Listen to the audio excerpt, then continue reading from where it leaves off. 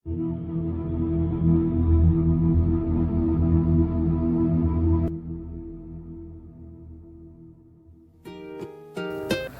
ke m pral montre nou fe an lot stil baret, yon lot nouvo baret, li pa difficile, li très facile. Kote ke même j'en a pas kon fè la moi tout map tout apprendre ensemble avec nous, on a suivre ensemble avec. On va faire un baret là. Nous allons commencer. On va montrer nous faire une autre façon.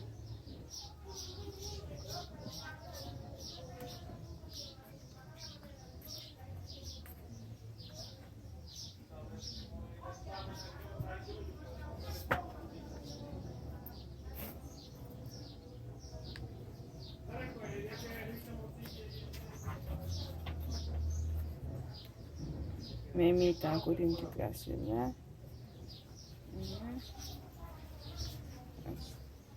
On l'autre façon, m'a montré. J'ai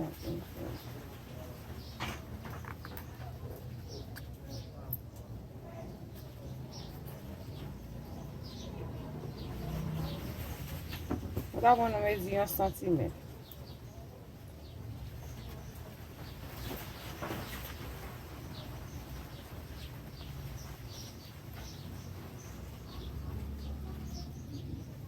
Il y en a nous va le coude.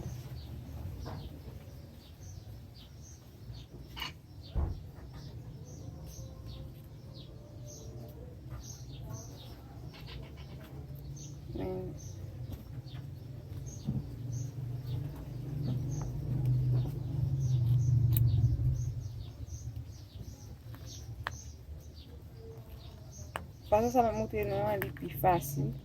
Ou si nous pas fait barrette là, on va faire façon, ça va faire façon nous voulons. Monter nous faire deux façons.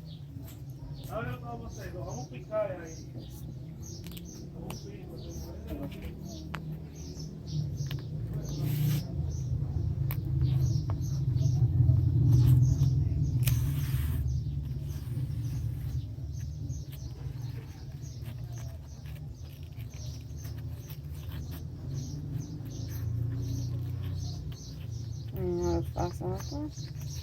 On va faire ça plus facile pour nous faire.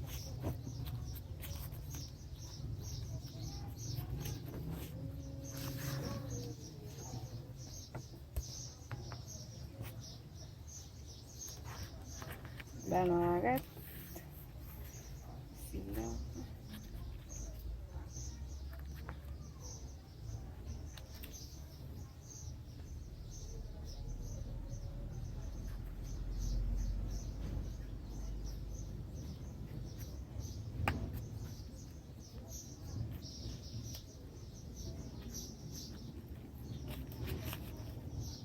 J'aime ça.